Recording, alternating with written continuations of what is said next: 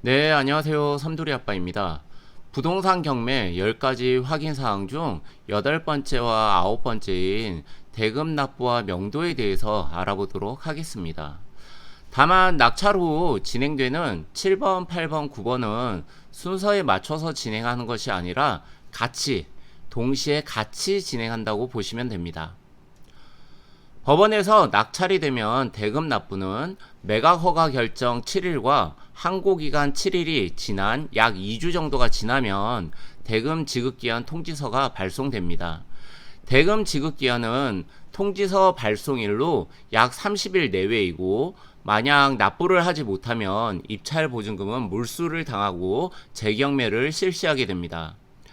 그러나 재경매 3일 전까지 잠금과 재경매 절차에 소요된 비용 및 연체 이자 등을 납부하면 낙찰자에게 소유권이 이전되는 부분이 있습니다. 대출 부분은 투자금액 확인 시 알아봤던 은행이나 법무사에게 다시 한번 확인하고 다른 곳도 추가 견적도 받아보고 더 좋은 곳으로 결정을 하시면 됩니다. 은행 또는 법무사 사무소에 가서 자서를 하고 대금 납부하는 날 인도명령 신청과 점유이전 금지 가처분 신청을 같이 신청하시면 됩니다. 이 부분은 본인이 직접 법원에 가셔서 신청을 하셔도 되고, 법무사 사무장님께 신청해 달라고 요청을 하셔도 됩니다.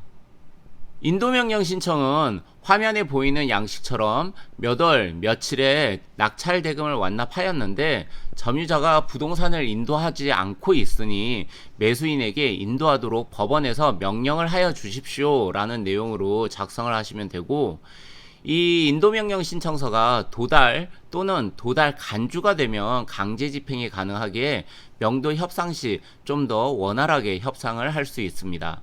그리고 점유이전 금지 가처분 신청은 경매 경험이 많으신 분들은 점유자 상황에 따라 안 하시는 분들도 많이 계신데, 초보자분들은 가능한 하는 것이 좋습니다.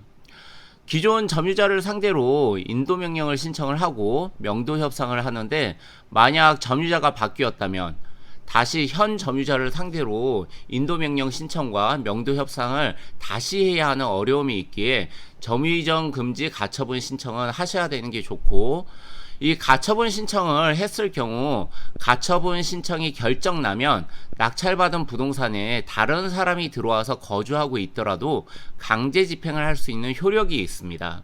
명도에 대한 부분은 물건마다 상이하기에 어떻게 하는 것이 정답이라고 말하기 어려운 부분이 있습니다. 서류상 파트 1번에서 다루었던 부분인데, 명도 협상은 크게 세 분류로 나누어서 예상할 수 있습니다. 임차인이 거주 중인데 전액 배당이나 일부 배당을 받는 경우는 이사 비용이 나오지 않을 가능성이 높고, 두 번째로 임차인이 거주 중인데 배당받는 금액이 없다면 이사 비용이 발생할 가능성이 높습니다. 세 번째, 소유자가 거주 중인데 청구 금액이 많다면 이 역시 이사 비용이 발생할 가능성이 높습니다.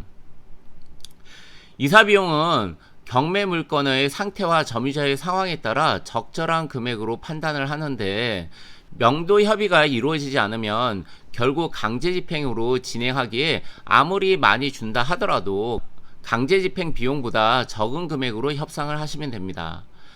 개인적으로는 어느 정도의 이사 비용을 주면서 협상을 하는 편인데, 점유자가 무리한 제한을 하거나 적절한 기간 내에 협의가 되지 않으면 강제 집행으로 하는 편입니다.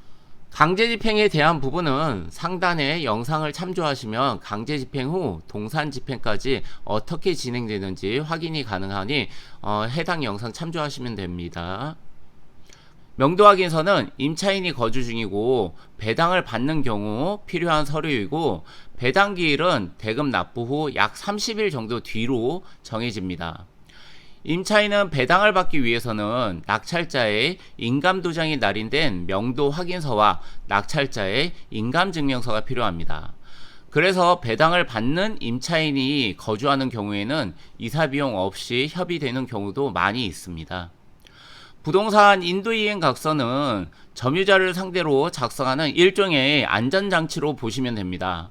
이사 협의를 하고도 약속을 어기고 이사를 안 하는 사람들이 있어서 작성을 하는 부분으로 보시면 되고, 아파트 미납관리비는 이론적으로는 공용 부분에 대한 체납관리비만 납부하면 되지만 실무에서는 원활한 강제집행과 이사를 위해 관리사무소와 협의를 해서 납부를 한다고 보시면 됩니다. 물론 구상권 청구 같은 것도 가능은 한데 실무에서는 잘 이루어지지 않고 있는 부분입니다. 빌라나 주택의 경우에는 도시가스, 전기요금, 수도요금을 각 지점과 통화해서 경매로 낙찰받은 부분에 대해서 말하면 담당자가 명의 변경에 필요한 각종 서류를 안내해 줍니다.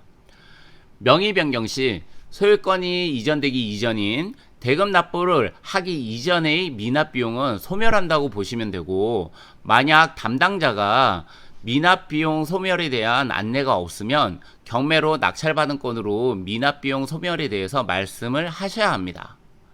그래야지 이제 내가 대금 납부하기 이전에 미납 비용이 말소한다고 보시면 될 것 같습니다.